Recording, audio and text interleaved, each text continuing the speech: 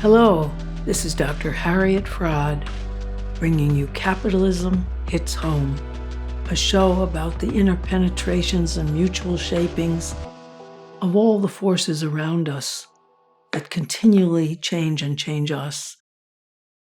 And those are economics, psychology, social science of all sorts, and our biological science as well. Today, I want to talk about a very different kind of power inspired by Jacinda Ardern, who for 8 years was the Prime Minister of New Zealand. To begin with, I want to quote from Che Guevara, one of his most well-known quotes. At the risk of seeming ridiculous, let me say that the revolutionary is guided by a great feeling of love. It's impossible to think that any genuine revolutionary lacks this quality. A deep concern for the well-being of others and a desire for social justice is a fundamental characteristic of a revolutionary. In the words of Guevara, if you tremble with indignation at every injustice, then you're a comrade of mine. This sense of justice and of love for people, of caring, is an essential quality of revolutionaries. The guiding principle of Jacinda Ardern's politics is kindness. And I'd like to quote from her book as well. And this is her book, A Different Kind of Power. It's a new book that just came out. Her guiding principle was kindness. And this is a quotation. Some people thought that kindness was sentimental, soft, a bit naive even. I know this, but I also know that they were wrong. Kindness has a power and a strength that almost nothing else has. I'd seen it give people hope. I was not afraid to say it out loud. As soon as I did, my principle is kindness. This is my guiding principle, no matter what lay ahead. Jacinda Ardern ruled through empathy, the opposite of Trump's politics that aim to demolish the structures that hold up most people's lives without empathy, which is terribly sad. It was the principle that guided Franklin Delano Roosevelt in the 1930s, where the depression of fallout of capitalism's unregulated greed left about half the population unemployed, impoverished, and desperate. Roosevelt responded to the mass organization of socialist and communist parties and unions of the 30s. In the 30s, tens of thousands of people marched through America's major cities, demanding jobs, demanding the right to unionize. The CIO, big embracing unions, organized during that period. The first New Deal dealt with rescuing America from the banking crisis of irresponsible loaning. It also gave relief operations to the cities and started the Securities Act, which was organized to help prevent the next stock market crash. The second New Deal from 1935 and 1936 included the National Labor Relations Act, very important for unions. It protected labor organizing.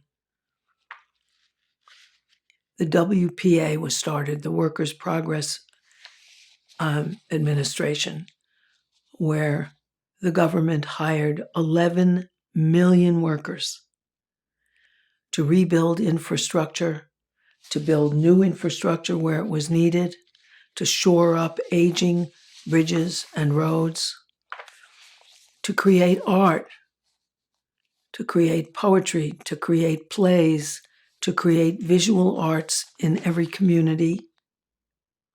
Some of that visual art is available to be seen still in San Francisco particularly, but the equivalent now would be if Trump hired 22 million people to improve this country, to not only improve and rebuild new infrastructure like roads and bridges, but to shore up existing ones, dams and bridges, and do something about climate control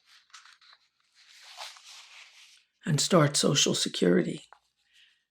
Franklin Delano Roosevelt had the Social Security Act and all sorts of new programs and labor standards. You wonder, how could he do that?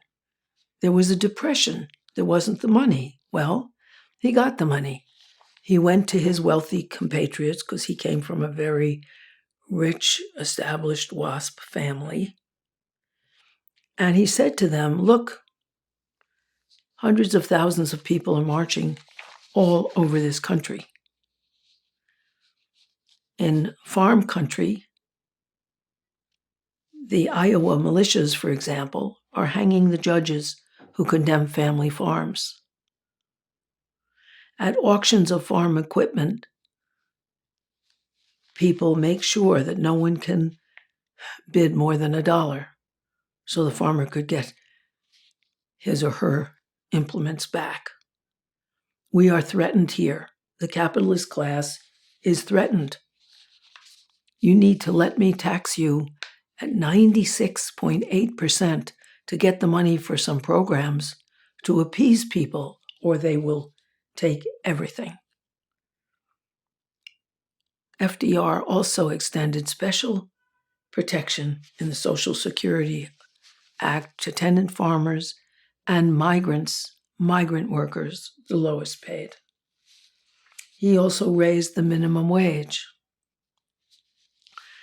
Because he taxed the wealthy and corporations at 96.8%, he could do something for people.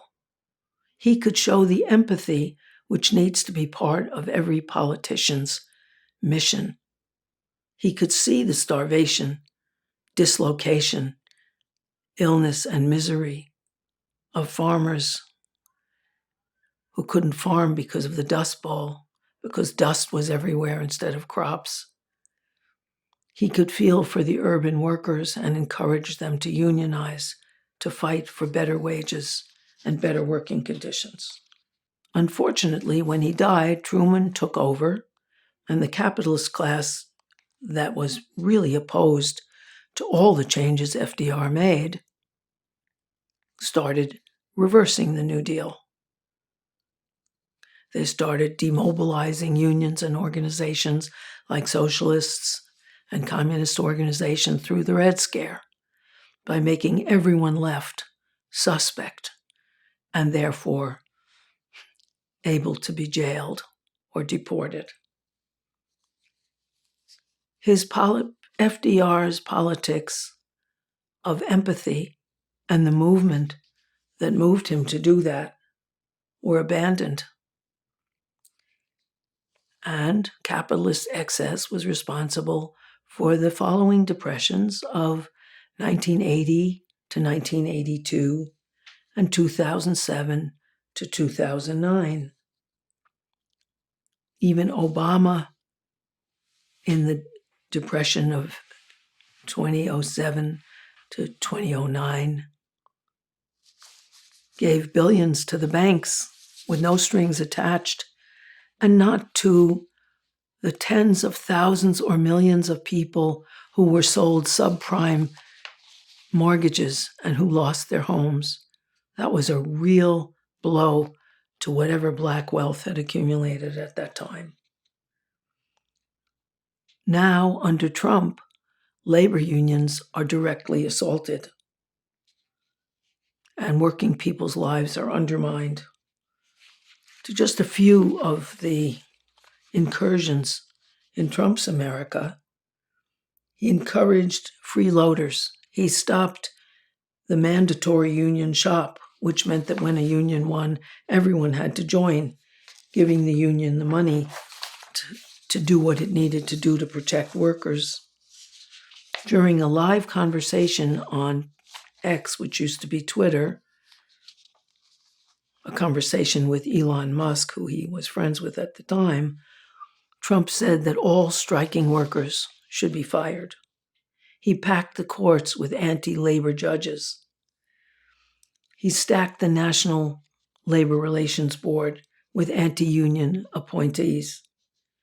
He made it much easier for employers to fire or penalize workers who spoke up against bad conditions. He loosened all the migrant regulations so that migrants can be super exploited, as well as threatened with deportation. What movements Trump ostensibly made, like no tax on tips, were meaningless because people don't report tips. They get their tips in cash overwhelmingly and pocket the money. So that was just for show. Trump also restricted overtime pay, opposed wage increases, and gutted health and safety regulations. He's helped to reduce coverage and made it easier for pharmaceutical companies to super profit, which indeed they do. He also, in spite of his America First rhetoric, encouraged outsourcing and offshoring. Instead of saving call center jobs, and call centers are lousy jobs, but they're part of the top 4 jobs in the United States, which are sadly enough working at Walmart, whose wages are so low that they have someone in every Walmart advising on food stamps since they don't pay enough to feed their people, and they have extraordinary large parking lots to encourage people who don't get paid enough for a rental and have to live in their cars. So there's Walmart, Amazon, call centers, which he allowed to be outsourced overseas, and fast food restaurants, which are poorly paid. He also, in spite of his America First, encouraged offshoring. And he wouldn't make a condition of federal contracts being that the workers had to be unionized. He didn't take on any companies that moved their operations offshore. He said he would bring industry back to the United States. Of course he won't, and he hasn't. Trump is motivated by greater gifts to the wealthy. He certainly has neither empathy or kindness to offer. When New Zealand had a volcanic eruption unexpected and hurt people, Jacinda Ardern was there in less than a day. It took Trump a week at the golf course before he went to see the flood damage that killed over 100 people in the United States. Trump has encouraged child labor, and now 11 states have weakened their regulations on child labor. In contrast, Jacinda Ardern's government, which was the Socialist labor government, motivated by empathy and kindness, are responsible for a 30.5% increase for all care workers, who are some of the poorest paid, daycare workers, nurses' aides, home health aides, personal care aides, and so on. They all got a 30, as well as social workers and mental health therapists, all got a 30.5% increase. She had fair pay agreements that ensured fair pay. She also raised their minimum wage to $22.70 an hour. The federal minimum wage in the United States, which Trump has done nothing to change, is $7.25 an hour. The government gave a rule that all employees must get 10 sick days a year with pay. And she increased parental leave to 26 weeks. We don't have any maternity and paternity leaves. They have 26 weeks. She also strengthened union rights across the board. She required employers to offer new employees the same kind of protections that older employees got. These are very impressive things. These are the results of a government motivated by empathy. One of the differences between Ardern and Trump is that she valorized the Maori population because New Zealand was a settler colonialism and came and took over the Maoris, who were the original inhabitants of New Zealand. She celebrates their New Year's as a national holiday. She made Maori a second language in all the schools. She allowed schools to be taught primarily in Maori if people in their areas wanted that. When a mosque was bombed in Christchurch, that's the name of the city, Christchurch, New Zealand, she flew there immediately. She put a head covering on, and she got on television saying these mosques have been bombed. An injury to one limb is an injury to the whole body. Those are the words from Mohammed, from the Quran. And she said, they may speak some different languages. They are our people. This is an assault on all our people. And within a month, they passed gun legislation outlawing not only automatic machine guns, but all guns that can serve more than 5 bullets. And she decided on that rule because she interviewed hunters about what was the maximum in pump guns that they could use, that they used in hunting. She supported strikes, just like, she embodies what I think the left should embody, which is empathetic leadership. The left used to have a slogan, bread and roses. That was the Socialist Party slogan, begun in the Lawrence mill strikes, where the whole town of Lawrence, all the textiles mills went on strike together. It was mainly women, but some men as well. They spoke 51 different languages, but they united as a total group, and they won. And they started that slogan, bread and roses. They say, if you love her, give her roses. I think if we care and have empathy for people, we should give the roses of kindness. And I think the left would be very, very benefited from adapting Jacinda Ardern's slogans and Jacinda Ardern's pledge of empathy and kindness as the guiding principles of her government. Please think about that. Left rhetoric is usually about struggle, fight, win.